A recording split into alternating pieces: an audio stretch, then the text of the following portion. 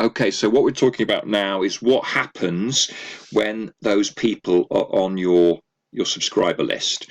Okay, so that is the important thing. This is the bit that is so often left out. People teach often how to build a list, but the important thing is that list is not worth anything if you don't know how to market to it.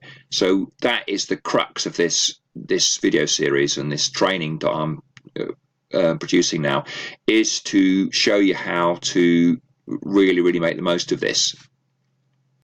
Let me just give you an idea of what's possible. A friend of mine, he teaches email marketing. He's been doing it for many years. He's probably a little bit better at it than me, although he has a kind of different style. But basically, he talks about getting something like $27 per subscriber. So, in other words, every single person that comes onto his list is worth $27 to him. Obviously, some are going to spend thousands, some are going to spend very little, and it averages out at 27 per subscriber, which is absolutely huge. And now, of course, that is over the lifetime, because most subscribers will drop off with you after a while. So you've got to run it. You've kind of got to, this is where the whole art comes in that we're bombarded with emails, and you do have to make the most of what you've got very quickly. Okay, and there's a way to do that, not to sell. You educate them, and then once they know, like, and trust you, that's when they start to sell from you. But if you can get $27 per subscriber, that's going to happen. That means the whole world of traffic generation opens up to you. For example, paid traffic. I was getting leads from Facebook at $3 a lead, and I actually stopped that program because I found they weren't very well engaged, and I had to tweak it. Now I know there's things I can do to change that campaign and tweak it and make it better. But the point is, if I could know I was going to get 27 per subscriber, which with that particular list I didn't, so that's why I stopped it. Others I do, but that particular one I didn't, so I stopped it. But if I knew I was getting 27, $3 would be nothing, would it?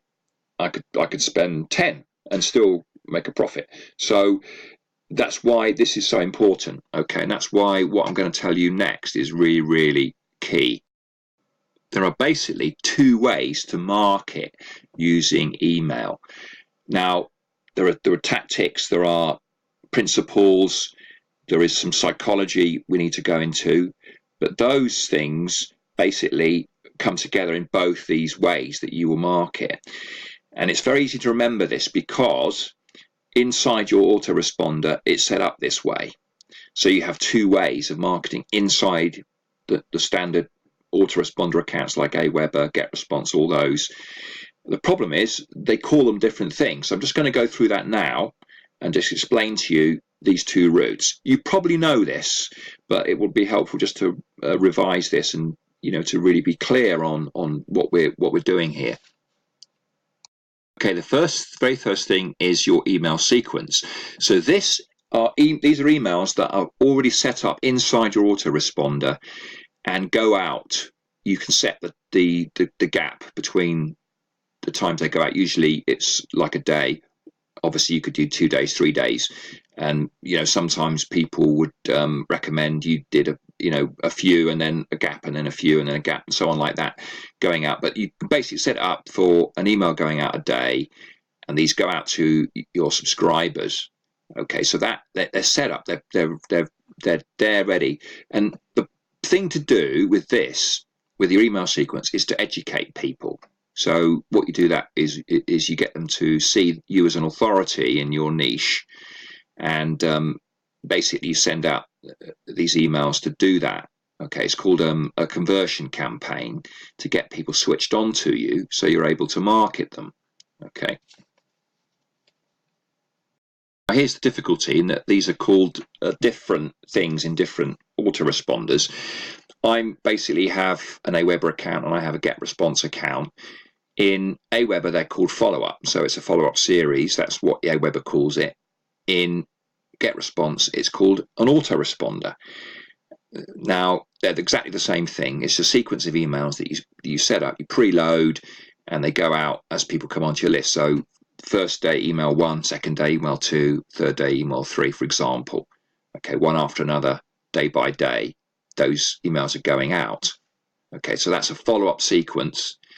That's you're obviously following up to market to those people. So that's the first way, an email sequence. Okay, the second type of emails are broadcast emails, which you send to a portion of your list or even your entire list.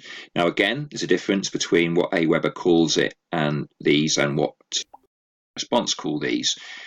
Broadcast is what Aweber calls them, and newsletter is what GetResponse calls them. If you think about that, they're kind of the same sort of thing. You think of, like a radio program, we call it a broadcast, don't we?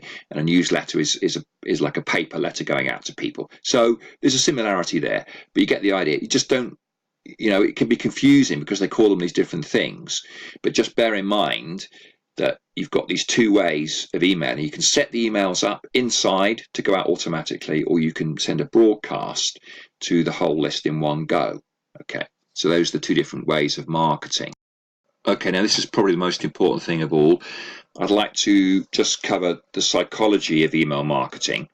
Now, these principles apply to your sequence and also your broadcasts. And you've basically got to find out where your people where they itch and what their hot buttons are and what their needs and wants are. And you can use email to do that.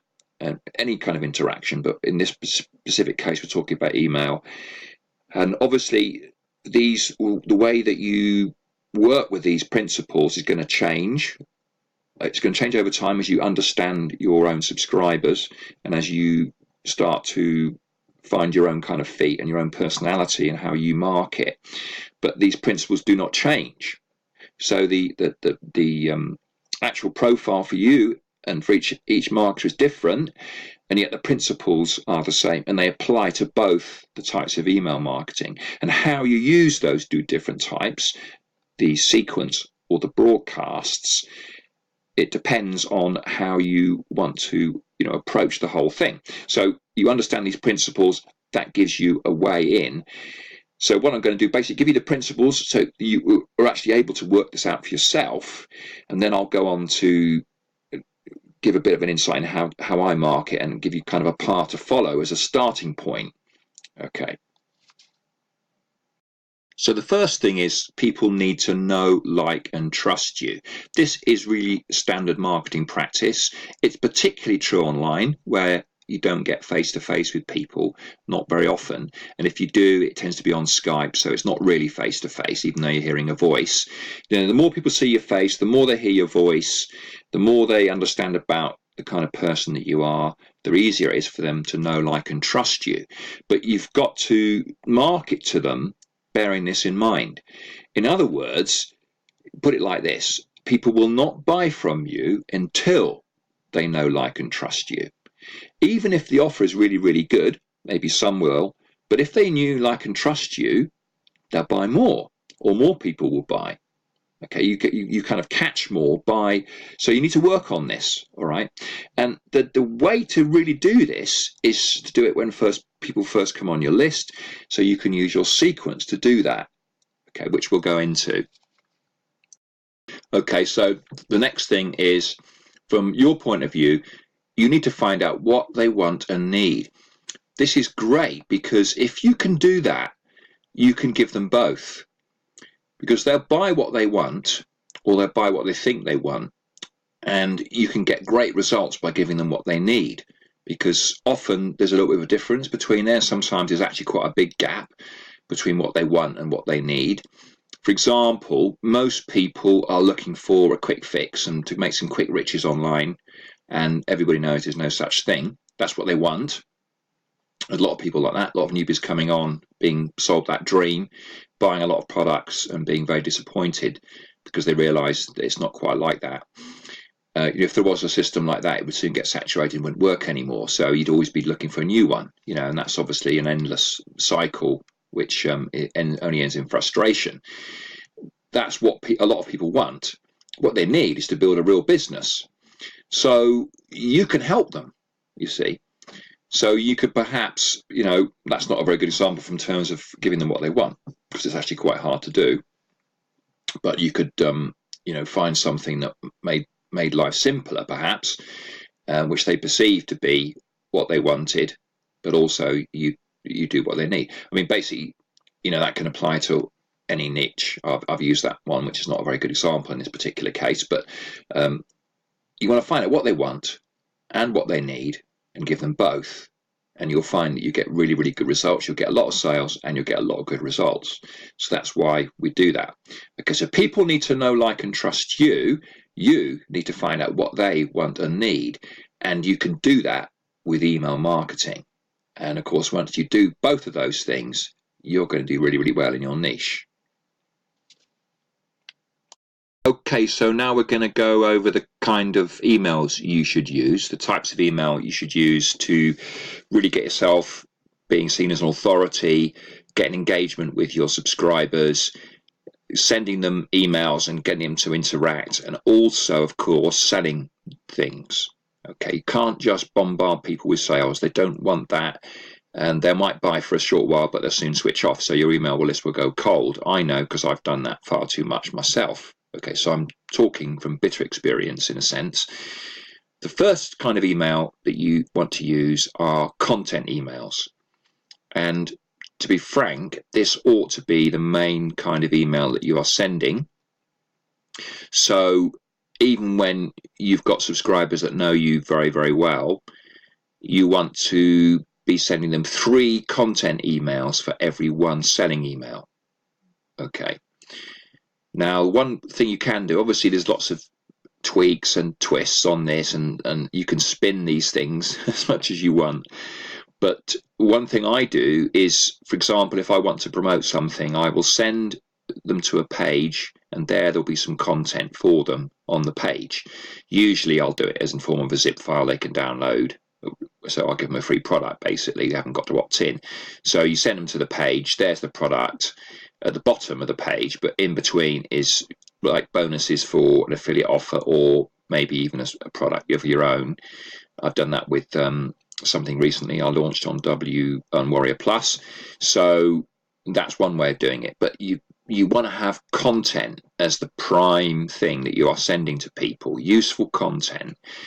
And the whole purpose of this is to show yourself as, well, that you care about them. So there's a bit of an emotional, touchy-feely, lovey-dovey kind of thing there, which, us men don't find the easiest, but it needs to be done. Okay, people need to know, like, and trust you. That is a great way of doing it, if not the #1 way of doing it. But also, when they first come onto your list, you want it to be all content. Now, when I say that, I've got in my email sequence, my initial email sequence, I've got a $10,000 offer. And the reason I do that is not to sell that $10,000 program. I don't know people well enough to buy it. Nobody's bought it from that position in the sequence. It's not going to happen. It's there because it gives me credibility. And also it's got decent content on it, you see. But that's a credibility email, more than a content email. Okay, but primarily you want to be giving people content emails which show you as an authority. Now you can send them to your blog. So you could put a blog post up and you can send people to your blog post. That's good. If you were to do that, I know I had a marketing friend local to me. We used to meet up for coffee time to time, and he used to do a regular blog post and he'd email his list. So that's how he was getting some engagement with it. Now the thing is, if you do that a lot, then it can kind of become a bit stale. And when you're first got people on, you want to kind of show them different places.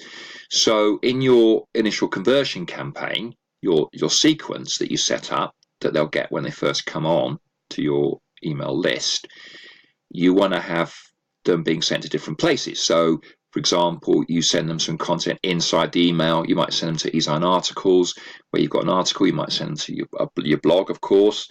You might send them a zip file. You might send them a PDF. Lots and lots of ways of doing it. And you want to mix it up a little bit so they think, well, this chap's all over the place. Really knows what he's talking about. And, building the trust, building on what their understanding of their market and your niche is, and they're getting it from you. So they realize that you're an authority, you know what you're talking about, and they can trust you to deliver good content. Okay, so that's the most important